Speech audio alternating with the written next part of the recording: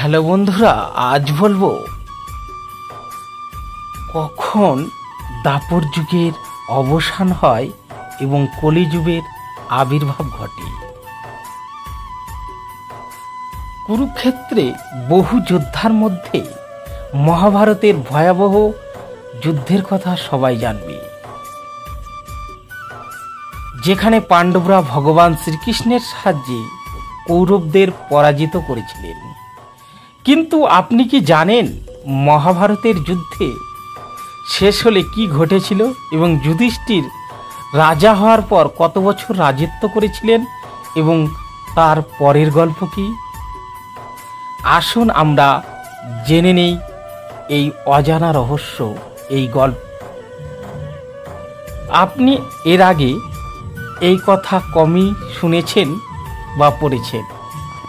মহাভারতের যুদ্ধ শেষ হলে যুধিষ্ঠিরকে হস্তিনাপুরের রাজা ঘোষণা করা হয়। আর যখন যুধিষ্ঠিরের রাজ্যাভিষেক চলছিল, সেই সময় গান্ধারী তার পুত্রদের মৃত্যুর শোকে ব্যথিত হয়ে শ্রীকৃষ্ণের সামনে এসে তাকে অভিশাপ দিয়ে বললেন যে, তুমি আমার পরিবারকে যেভাবে ধ্বংস করেছ সেভাবে তোমার পরিবারে ধ্বংস হবে, একই যন্ত্রণার মধ্য দিয়ে যেতে হবে।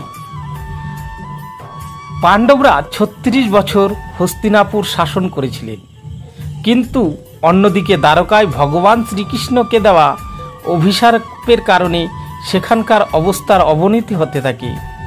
এসব থেকে পরিত্রাণ পেতে শ্রীকৃষ্ণ সমগ্র যাদব বংশকেই প্রভাসের কাছে নিয়ে আসেন, কিন্তু এখানেও ভগবান শ্রীকৃষ্ণের দেওয়া অভিশাপের কারণে পুরো যাদব রাজবংশ একে অপরের রক্তপিপাসু হয়ে পড়ে এবং পরিস্থিতির এত অবনতি হতে থাকে যে কিছুক্ষণ পর পুরো যাদব বংশের অবসান ঘটে।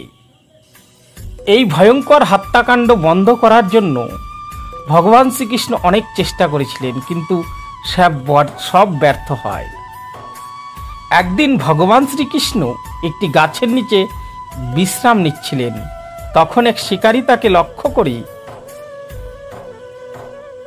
কারণ ভগবান শ্রীকৃষ্ণ মৃত্যুভূমিতে জন্মগ্রহণ করেছিলেন, তাই এটি নিশ্চিত ছিল যে তাকে একদিন না একদিন তার মানবদেহ ত্যাগ করতে হবে। তাই ভগবান শ্রীকৃষ্ণ দেহত্যাগ করে বৈকুণ্ঠ ধামের দিকে চলে যান। এরপর ব্যাসজি যুধিষ্ঠিরকে বললেন যে এখন তার জীবনের উদ্দেশ্য শেষ হয়ে গেছে। এই একই সময় ছিল যখন দাপর যুগ ঠিক শেষের দিকে এবং কলিযুগ শুরু হতে চলেছে। তা দেখে যুধিষ্ঠির তার পৌত্র পরীক্ষিতের হাতে হস্তিনাপুর রাজ্য হস্তান্তর করেন এবং নিজে হিমালয়ের দিকে চলে যান তার শেষ যাত্রার দিকে। যুধিষ্ঠির এই যাত্রায় তার 4 ভাই ও দ্রৌপদী তার সঙ্গে ছিলেন।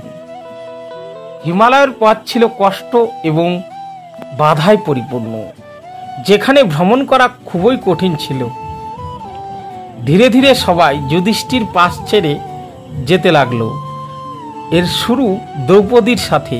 শেষ পর্যন্ত ভীম দেহত্যাগ করলেন। কারণটি ছিল তার অহংকার থেকে উদ্ভূত বিভিন্ন সমস্যা। একমাত্র ধর্মরাজ যুধিষ্ঠিরই তার দেহ নিয়ে স্বর্গে পৌঁছাতে পেরেছিলেন। এই পুরো যাত্রায় একটি কুকুর তার সঙ্গে ছিল। যুধিষ্ঠিরের সাথে থাকা কুকুরটি স্বর্গের দরজায় পৌঁছে যমরাজে পরিণত হয়। বাস্তবে যমরাজই যুধিষ্ঠিরকে কুকুরের রূপে স্বর্গের পথ দেখিয়েছিলেন। যমরাজ প্রথমে যুধিষ্ঠিরকে নরক দেখান, যেখানে দ্রৌপদীর সাথে তার অন্য 4 পাণ্ডবও উপস্থিত ছিলেন।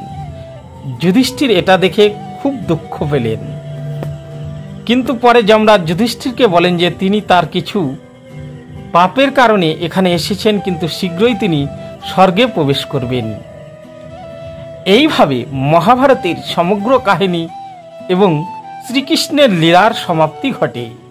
সেই সাথে দাপর যুগের অবসান এবং কলিযুগের আবির্ভাব, যা আমরা এবং আপনি আজ বাস করছি।